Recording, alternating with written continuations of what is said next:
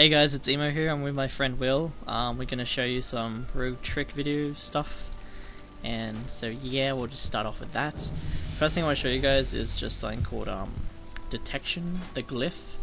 Now, this glyph is pretty cool. It doesn't actually increase your stealth detection like I thought though. It increases like just passively. Like if you made invis, you have a high chance to see him or something. But yeah, it's mainly just for the animation. This is the animation for it. Now, apart from the whirly ball thing, which looks like a dispel, it actually looks like the whole thing from the trinket that you pop, like PvP trinket, like that's PvP trinket. So they have a similar sound and animation. So, Will, if you want to slow me, basically what happens is if you're slowed or if you're frost novid or something, you pop burst of speed, which is what I use. And it makes it look as if you've popped sprint and trinketed at the same time, so you sort of trick them into thinking you've trinketed when you really haven't. That's just the first thing I do. The macro is right here, and you can keybind this. You can macro it to anything you want. It doesn't have to be burst of speed. I use burst of speed because it has no global cooldown. I can do it to claws, evasion, sprint if you want, hell even adrenaline rush. They all have no global cooldown. Detection has a global cooldown, but those defensive spells don't, so you can keybind them together. Now, keep in mind, because it adds a global cooldown, this is really something I just suggest to fuck with people's minds. In a serious situation, like in Arena, you don't want the global cooldown on your defensives, but if you're world PvPing and stuff, and you want to trick people, this is a good thing to trick them with. Now, also in Rogue v Rogue situations, you're going to want this macro. Now, this macro is called the sap macro that most rogues usually have. Basically what it does is it clears the enemy target. It clears the current target you have and then selects the new target based on the closest target that's near you that's an enemy player. Now this macro will basically sap them, and you'll notice it here. And this is one of the spammable macros that you have to use while spamming. So say I get off a distract and then run straight in, and it basically saps him. Now, this is the shadow step variant of the macro, and basically what this does is it shadow steps behind the target once you see them. So even if you see them and they're behind you and they're about to sap you, what this will do is it will actually allow you to shadow step behind them and sap them, because they can't sap you if you're behind them, and that's basically how that works. This is the shadow step stealth macro. So if I could see him, now he's right there. So basically if I'm in front of him, it would shadow step me behind him and sap him like that. So even if he sees me for a split second, I can get behind him and shadow step with the shadow step and then sap him. And since I'm behind him, he can't sap me back. This is pretty OP, and in Rogue v Rogue duels, it really gives you advantage to open up on the person before they open up on you.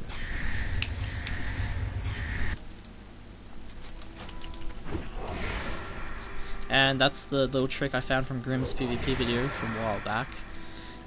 Basically what you do is you stay still, Will, for a sec. When the target's running, you run away from the target for a bit, and then when you're running back, you do a back thing like this, and you make it so that your side is in line with their side, and this will cause their gouge to miss and yours to land. Fucking, let's go.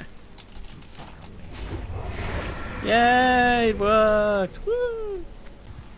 Now, this is another typical rogue thing that most of you know, but some people might not, so I'm going to go through it anyway. Try and get a gouge off before you do a disarm, or before you do like a kidney shot. That way the person, you are hitting them from behind and you can guarantee yourself hitting them.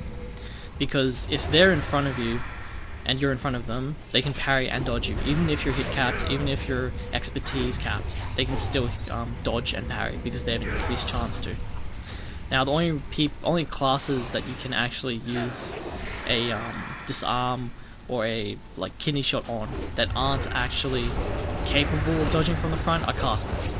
Any other class, melee, hunters, ranged, everything, they can all just dodge from the front, even if you're expertise capped.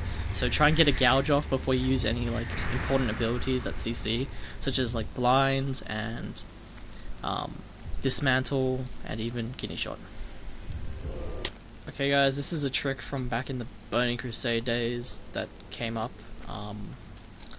Now, this is, some people call this oversap, but basically what you do is you sap the target and you cheap shot them, and you run away, and then you try and get back into stealth, before the sap is over.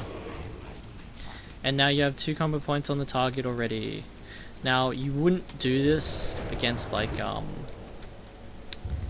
against the rogue v rogue duels because it's like really just a waste of time. But you can do it against any other class that doesn't have stealth, because you can see them anyways and they're not going to re-stealth. So this gives you a real advantage if you want to get like a slice and dice off before the duel, if you're not too worried about diminishing returns on the stun. Or you can just wait again, because the combo points don't deteriorate. So basically you just sit there and in stealth until the DRs on the stun are gone. And you already have 2 extra combo points, which you can use if you're sub, use it for slice and dice. If you're combat, just open up with Garrote and pop off a 5-point rupture straight off at the start. And yeah, it just really helps, I guess, in those sorts of situations. Hi guys, I just quickly want to tell you guys about something that is quite important for world PvP and BGs, and if you want dueling sometimes. I'm on my druid because he has alchemy now. I swapped out on my rogue. My rogue has skinning and leatherworking, and my druid has alchemy and herbalism. Basically, what I'm about to show you is a very, very sweet potion that some of you might know about, some might not. Now, this potion is called Virmen's Bite.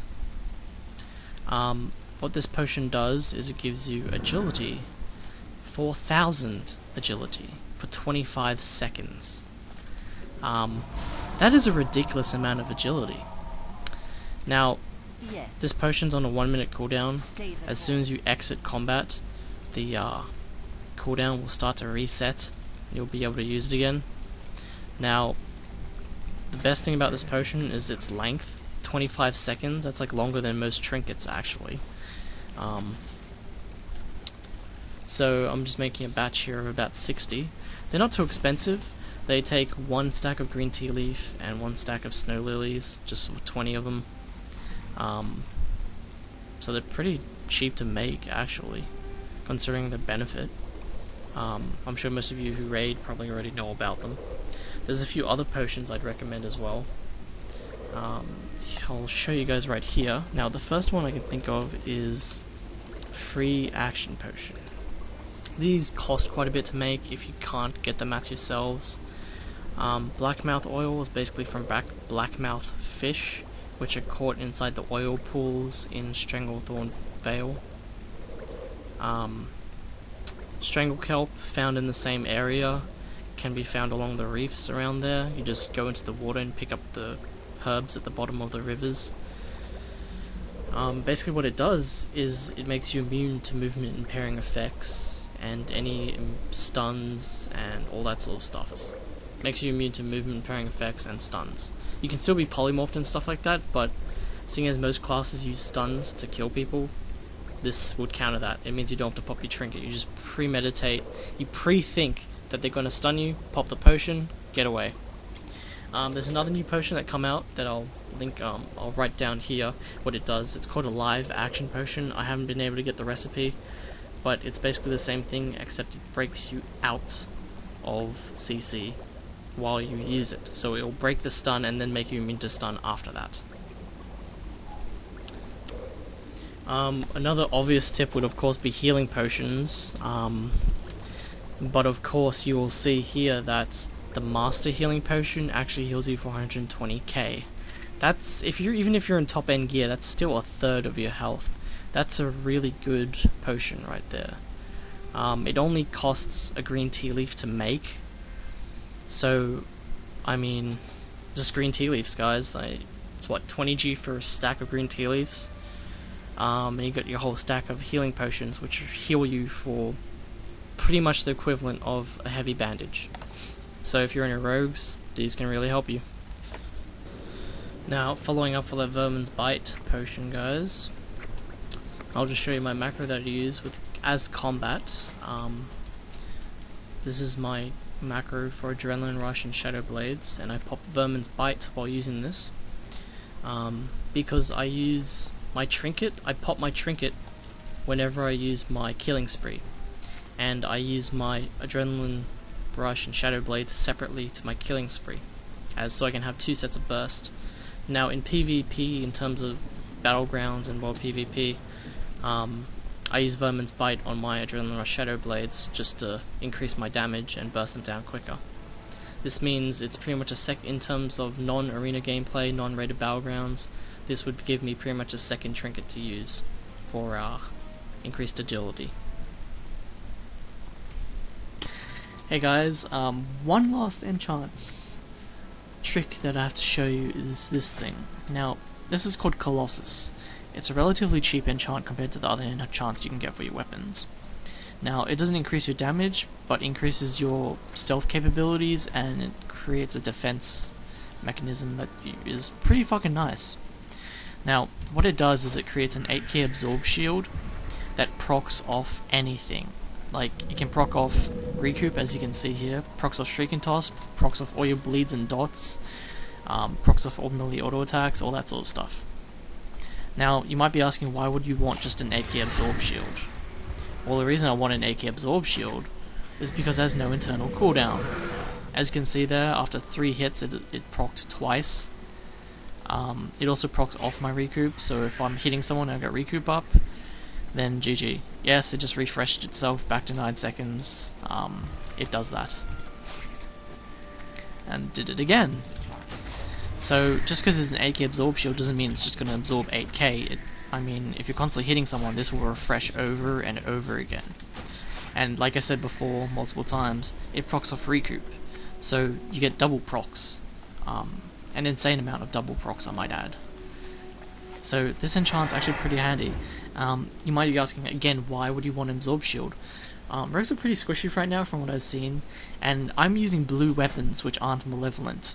And my damage is pretty bloody solid. I mean, I played sub as well, and my damage is still really solid. So I'm not seeing myself needing an over-the-top weapon enchant to increase my damage. What I'm looking for is something to increase my survivability, and Colossus just does it perfectly. Within, say, a 30-second engagement of constantly hitting your target, you're probably going to absorb about 80k damage at least from Colossus. You're going to get at least 10 procs within 30 seconds on Colossus if you're constantly hitting someone and if you have recoup up. So that's 100k more health right there that you're going to have. And that's like a third of your health. Even if you're in top end gear, that's still around a third of your health. So you're gaining a third of your health just from your weapon enchant. That's solid right there. Now on top of that, the absorb shield also means you can re-stealth with dots on you. Now, I'm going to play a quick clip here of one of my friends helping me record this, of course. This is basically getting off a re-stealth with dots on me. Okay guys, you're going to see that I'm bled now, and I got dots on my target, right? I'm going to blind him, and hopefully I get a Colossus proc off of my recoup sometime soon. There, just in the last second, Colossus procced, it's absorbing damage from Hemo, not taking any damage from Hemo, and I can reopen on the target. That's the benefit of Colossus right there. Now you saw that example. Of course that's a setup situation and we could only really stack one dot to get it to work. But you get the point, right? I mean, if you have recoup up, you're going to be constantly absorbing dots from enemies. Not to mention how many times it re-ticks and reapplies itself. It's not just 8k, it's if you have recoup up, it's going to be constant 8ks. So maybe even 8k every 4 seconds. Now, that being said, the reason why it lets you get a re-stealth off is because if you have an absorb shield, say even a priest shield or sacred shield, what happens is the shield absorbs the damage and it doesn't register as actually taking damage, so it allows you to stealth. So even if you walk through death and decay or something, with Colossus up, you won't be broken out of stealth either. And that applies to all AoEs really. If you absorb the damage, you won't be taken out of stealth. Even if they see you and they hit you, you won't be taken out of stealth unless they break your shield. So that's another benefit to Colossus. And that's all the tricks I have for you guys. I hope you take Colossus into account when you try looking for an enchant for your weapons. As combat, I rely heavily on auto attacks, so having Colossus really, really helps me for defensive purposes, and yeah, just consider it guys. It's a pretty good enchant and it's really solid. It procs a lot of CThunYouWillDie.Wav, I can say that.